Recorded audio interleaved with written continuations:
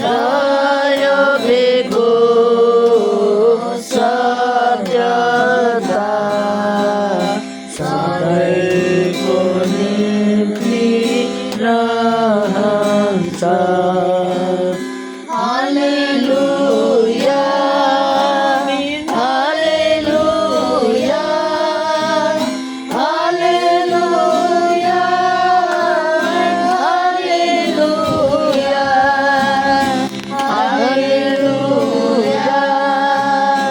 हालेलुया हालेलुया हालेलुया र यो भेगो सत्यता सधैँको निम्ति रहन्छ।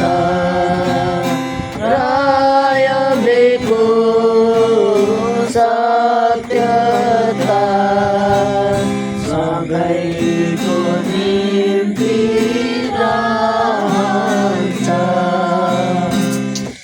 हालेलुया प्रभुलाई महिमा प्रशंसा जय जयकार होस्।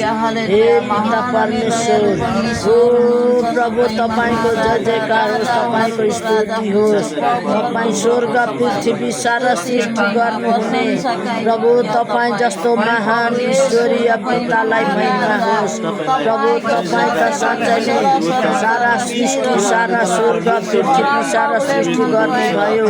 सबै कुरा तपाईको प्रभु बोली शब्दले भए सृष्टि भए प्रभु। अनि सबै थोकले जुन दिनदेखि तपाईले आज्ञा गर्नुभयो आजसम्म पनि हो प्रभु जीवित प्राणी र सारा सास हुने हरेक थोकले प्रभु प्राणीले तपाईकै प्रशंसा र तपाईकै महिमा गर्दछन्।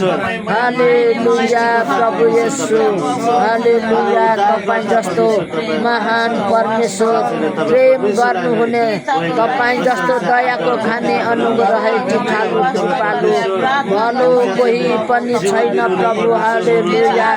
जिउँदो येशूलाई महिमा होस् प्रशंसा होस् जय जयकार होस् प्रभु। धन्यवाद धन्यवाद येशूलाई महिमा होस्। तपाईले हाम्रो निम्ति यस संसारमा आउनुभयो प्रभु। हामीलाई तपाईले प्रेम गर्नुभयो अनि तपाईको शुद्ध र पवित्र रगतले हामीलाई धुनुभयो शुद्ध गर्नुभयो। तपाईको आत्माको छाप लगाएर आज हामीलाई आफ्नो एकलौटे सन्तान बनाउनु भएको छ प्रभु। तपाई राजाहरूका राजा पनि तपाई हुनुहुन्छ प्रभुहरूका प्रभु तपाई। हामी जति पनि तपाईलाई ग्रहण गरेका व्यक्तिहरूका लागि तपाई हाम्रो असल मित्र पनि हुनुहुन्छ प्रभु। हामीलाई प्रेम गर्नुहुने दया कृपा अनुग्रह गर्नुहुने पिताले प्रभु हामीलाई तपाईले बोकेर हिँड्नु भएको छ ओ प्रभु। हाम्रो जन्मेदेखि तपाईले बुढेसकालसम्म म बोकेर हिँड्नेछु भनेर तपाईको वचनमा लेखिएको छ प्रभु। हालेलुया। अनि तिमीहरूको कपाल फुलेको अवस्थासम्म म तिमीहरूलाई बोकेर हिँड्नेछु भन्नुहुने प्रभुले साँच्चै नै प्रभु हामीलाई तपाईले बोकेर हिँड्नु भएको छ ओ प्रभु। हालेलुया। हामी सारा दुनियाँमा आफ्नै कतिचोटि आफ्नै खातिर हिँड्छौँ, आफ्नै मोज मजामा हामी हिँड्छौँ घुम्छौँ डुल्छौँ फिर्छौँ। हामी हर कुरामा कतिचोटि तपाईको आज्ञा पालन गर्दैनौँ र पनि हामीलाई तपाईले कति प्रेमका साथ क्षमा गर्नुभएको छ। भजन सङ्ग्रह 103 9 लेखिएको छ कि उहाँले सधैँभरि दोष लगाइरहनुहुन्न। साँच्चै नै प्रभु हामीलाई दोष नलगाउने मात्र हामीलाई मृत्युमा पुर्याउँदा पनि कतिचोटि हामी सुहाउने लायक हुन्छौँ तपाईको योजना अनुसारको हामी चल्दैनौँ र पनि हामीलाई कति प्रेम गर्नु भएको छ। हालेलुया प्रभु। आज हामीलाई प्रभु तपाईको वचनले लेखिएको छ भजन जुन यूहन्ना 14:18 मा म तिमीहरूलाई टुहुरा छोड्ने छैन भन्नुभएको छ। अनि कति वचनहरूमा तपाईको वचनले लेखिएको छ म तिमीहरूलाई कहिल्यै त्याग्ने छैन, म तिमीहरूलाई कहिल्यै छोड्ने छैन भनेर। ओ प्रभु धन्यवाद धन्यवाद। हामीलाई जहाँ जाँदा पनि तपाईँ हाम्रो अघि पछि दायाँ बायाँ भएर हामीलाई सम्हालेर राख्नु भएको छ प्रभु। हामीलाई लामो आयु दिनु भएको छ, हामीलाई कतिचोटि खुसी आनन्द शान्तिमा राख्नु भएको छ, शान्ति सुरक्षामा राख्नु भएको छ। हामीलाई असल गोठालो भएर बोकेर हिँड्नु भएको छ, हाम्रा हातहरू समातेर डोर्याएर हिँड्नु भएको छ, अनि हामीलाई कुनै पनि खतरामा पर्न दिनु भएको छैन। हामी कुनै कुराको जोखिममा पर्नु परेको छैन प्रभु। तपाईँलाई धन्यवाद।